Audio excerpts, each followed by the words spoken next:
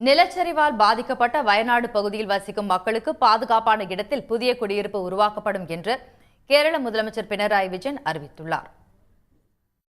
வயநாடு மாவட்டத்தில் கடந்த வாரம் கொட்டிய கனமழையால் ஏற்பட்ட நிலச்சரிவின் கோரப்பிடியில் சிக்கிய சூரல்மலை, மேப்பாடி, பூஞ்சிரா உள்ளிட்ட பகுதிகள் 5 நாட்கள் கடந்தும் பாதிப்பிலிருந்து முழுமையாக மீளவில்லை.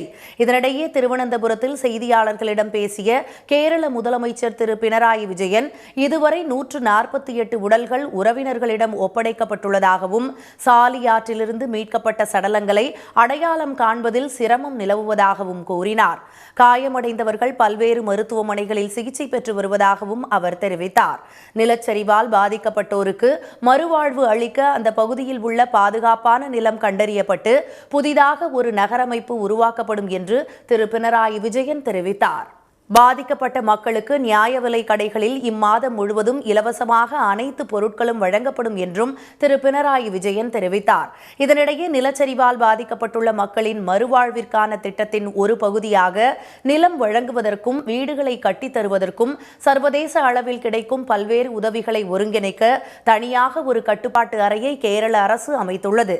நன்கொடையாளர்கள் தொடர்பு கொள்ள helpforwayanad@kerala.gov.in என்ற தனி மின்னஞ்சல் முகவரியும் பிரத்யேக தொலைபேசி எண்களும் அறிவிக்கப்பட்டுள்ளன.